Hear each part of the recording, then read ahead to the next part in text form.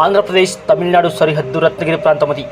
సముద్రానికి ఆనుకుని ఉన్న ఒక కొండపై 4 ఊళ్ళని కలిపి ఎర్ర సముద్రం అని పిలుస్తుంటారు. ఆ పేరు వెనుక బ్రిటిష్ కాలం నుంచి చరిత్ర ఉంటుంది. ఆ 4 ఊళ్ళ అవసరాల కోసం దేవరా ఎన్టీఆర్, బైరా సైఫ్ అలీ ఖాన్ వాళ్ళ అనుచరులతో కలిసి ఎర్ర సముద్రం గుండా ప్రయాణం చేసే నౌకలపై ఆధారపడుతుంటారు. ఆ నౌకల్లో అక్రమ ఆయుధాలను దిగుమతి చేసుకుంటుంది మురుగ గ్యాంగ్. సంద్రానికి ఎదురెళ్లి ఒడ్డుకు చేరుస్తున్న ఆయుధాలు తమకే ముప్పు తీసుకొస్తుందని గ్రహించిన దేవరా ఇకపై ఆ పనులను చేయకూడదనే నిర్ణయానికి వస్తాడు. బతకడానికి ఎన్నో మార్గాలున్నాయని, చేపలు పట్టడంపై దృష్టి పెడతామని చెబుతాడు. కానీ భైరా అందుకు ఒప్పుకోడు. దాంతో ఆ ఇద్దరి మధ్య అంతర్యుద్ధం మొదలవుతుంది. దేవరని అడ్డు తొలగించుకొని సంద్రాన్ని శాసించాలనుకుంటాడు భైరవ. దేవర మాత్రం తాను అజ్ఞాతంలో ఉంటూ సంద్రం ఎక్కాలంటేనే భయపడేలా చేస్తుంటాడు. ఆ భయం ఎన్ని తరాలు కొనసాగింది. అజ్ఞాతంలో ఉన్న దేవర కోసం ఆ తనయుడు వర ఏం చేశాడు, వరని ఇష్టపడిన తంగం జాన్వీ కపూర్ ఎవరు, తదితర విషయాలు తెలియాలంటే సినిమా చూడాల్సిందే. ఒక కొత్త ప్రపంచాన్ని ఆవిష్కరించి దాని చుట్టూ తన శైలి, భావోద్వేగాలు, గాఢతతో కూడిన కథను చెప్పే ప్రయత్నం చేశాడు దర్శకుడు కొరటాల శివ. ఆర్ఆర్తో పాటు పాన్ ఇండియా స్థాయిలో ప్రేక్షకులను చేరువైన ఎన్టీఆర్ అందుకు దీటైన పాత్రను ఎంచుకుని దానిపై పరిపూర్ణమైన ప్రభావం చూపించాడు. పాన్ ఇండియా స్థాయికి తగ్గట్టుగా విస్తృత పరిధి ఉన్న కథ ఇది. దానికి తోడు సముద్ర నేపథ్యంలో సాగడం ప్రేక్షకులకు ఓ సరికొత్త అనుభూతిని పంచుతుంది. 90వ దశకంలో ప్రారంభమయ్యే ఈ కథ ప్రేక్షకులు లీనం కావడానికి ఎంతో సమయం పట్టదు. బ్రిటిష్ కాలం నుంచి ఎర్ర సముద్రానికి అక్కడి జనాలకు ఉన్న చరిత్ర, దాని కాపలాగా ఉండే దేవర కథని సింగప్పతో చెప్పిస్తూ కథ నడిపించే తీరు ఆకట్టుకుంటుంది.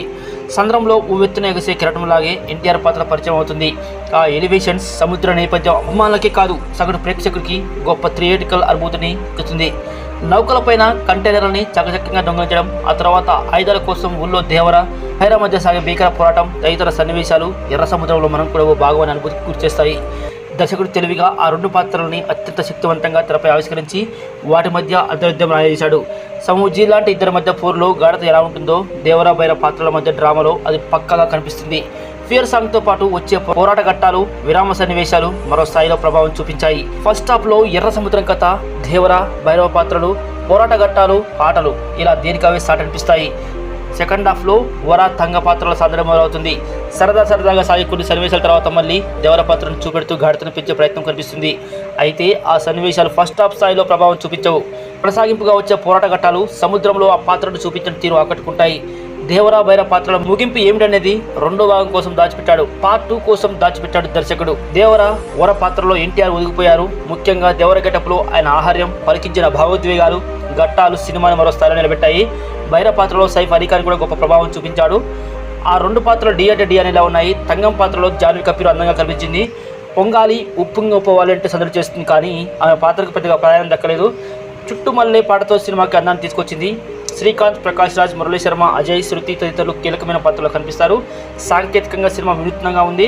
ముఖ్యంగా రత్నవేలు కెమెరా పనితనం ఈ సినిమాకి highlight. Visual effects, production design పనితీరుతో సరికొత్త ప్రపంచం పక్కాగా తెరపై ఆవిష్కృతమైంది. ఈ సినిమాకు సరికొత్త అంగులు తీసుకొచ్చిన విభాగాలు ఇవి. దావూదీ పాటస్ ఎడిట్ అయింది. నేపథ్య సంగీతంతో అనిరుద్ధ్ సినిమాపై మంచి ప్రభావం చూపించారు. పోరాట ఘట్టాలను డిజైన్ చేసిన తీరు కూడా మెప్పిస్తుంది. కొరటాల శివ ప్రత్యేకతలు ఇందులో పక్కా కనిపిస్తాయి. ఆయన మాటలు, కథ, రచన, భావోద్వేగాలు ప్రభావం చూపించాయి. దేవుడు అడిగినాడంటే చెప్పినాడని, చెప్పినాడంటే భయం పోవాలంటే దేవుడి కథ వినాలా, భయం అంటే ఏంటో తెలియాలంటే దేవర కథ వినాలా, సంద్రం ఎక్కాలా, ఏలాలా, ఇలా చాలా పాటలు ప్రేక్షకులతో చప్పట్లు కొట్టిస్తాయి. నిర్మాణం ఉన్నతంగా ఉంది.